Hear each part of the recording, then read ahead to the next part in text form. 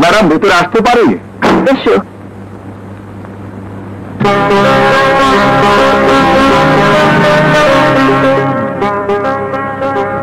নিশ্চয় আজ কোনো মতলব আছে। তুমি তো সেই মহান ব্যক্তি যে আমার নারী জীবনের শ্রেষ্ঠ সম্পদ সতীত্ব রক্ষা করেছিল। দেখুন ম্যাডাম, আমি যা করেছি এখানে আপনি না হয়ে যদি আপনার বাসার কাজের মেয়েও হতো তাহলে আমি ঠিক এই কাজটি করতাম। বসির, ম্যাডাম, আপনার জন্ম হয়েছে দেশের নাম করা কোনো ক্লিনিকে সোনার চামচ মুখে নিয়ে, আর আমার জন্ম হয়েছে কোন নোংরা বস্তির মলিন মাটিতে ধুলোবালির মুখে নিয়ে। বসির, আমি তোমাকে তা হয় না ম্যাডাম, আপনার আর আমার মাঝে অনেক ব্যবধান। তাই ছেঁড়া কাঁথা শুয়ে এই নীল আকাশে চাঁদ ধরতে চাই না। বসির, তুমি বিশ্বাস করো আমি তোমাকে মনে প্রাণে ভালোবেসে ফেলেছি। সরি ম্যাডাম, আমার এই মনটা আপনার মিলের বেতনভুক্ত শ্রমিক নয় যে মালিক হয়ে যা হুকুম করবেন তাই পালন হবে।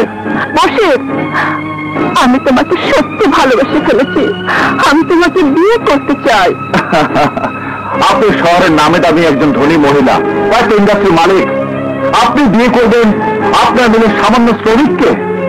আপনাদের উচ্চতলা মানুষ, আপনাদের হাই সোসাইটি হাসবে, আপনাকে সবাই পাগল বলবে, আর আমাকে সবাই অপবাদ দিয়ে বলবে বলবে শালা মেয়েটাকে জাদু করে পটিয়ে সম্পত্তির টাকা পয়সা মেরে দেওয়ার জন্য বিয়ে করেছে। আমি গরিব, সামান্য মিলের শ্রমিক, আমার স্ত্রী হবে আমার মতো সামান্য গরিব ঘরের মেয়ে।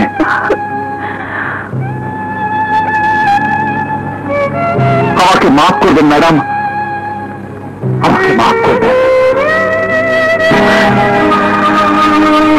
বসির, নীলা খান জীবনে কখনো কারো কাছে হার মানেনি।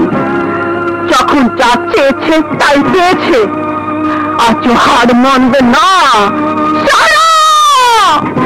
ম্যাডাম, গত বছর আমাদের মিলে কত টাকা প্রফিট হয়েছে? জি ম্যাডাম, লিগাল বিল দেখতে হবে। শোনো, যত টাকাই হোক না কেন প্রফিটে 50% টাকা শ্রমিকদের বোনাস হিসাবে আজই দিয়ে দাও। Okay madam. আর শোনো, সবাইকে বলবে বসিরের কথায় বোনাস দেওয়া হয়েছে। জি ম্যাডাম।